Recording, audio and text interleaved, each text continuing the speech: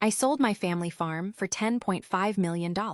My husband said, "Tell your parents and your sister you lost everything." I thought he was crazy, until their reactions revealed exactly who they really were. Hello everyone, my name is Claire Dawson. I'm 38 years old, and the day I sold my family's farm for $10.5 million, my husband gave me the strangest advice I'd ever heard. He looked me straight in the eyes and said, "Tell your parents and your sister the sale collapsed." I blinked. What? Tell them the buyer backed out. Tell them you're practically bankrupt. I laughed. Why would I do that? He quietly reached across the kitchen table and squeezed my hand. Because, before we tell anyone the truth, I want to know who actually loves you.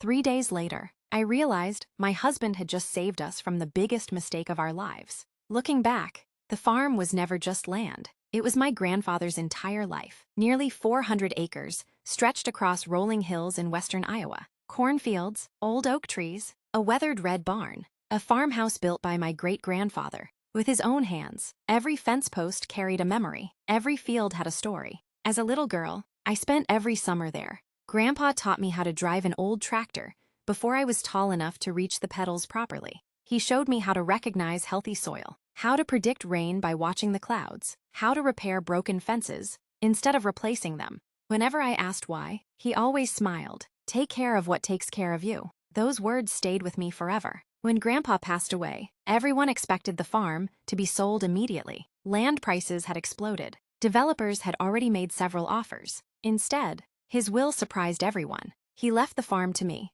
not because I was the oldest grandchild, because I was the only one who still spent weekends helping him after everyone else stopped visiting. I cried harder reading that will than I had during the funeral. Mom hugged me afterward. "He knew you'd protect it." I promised myself I would. For the next 8 years, I tried. My husband, Mark, and I invested everything we had. Modern irrigation, new equipment, better crop rotation. We worked sunrise to sunset. Some years we made money. Other years we barely broke even. Then came 2 terrible seasons back to back. Drought, then flooding. Insurance covered some losses. Not enough. One evening, Mark quietly placed a folder on the kitchen table. Inside was an offer, a renewal.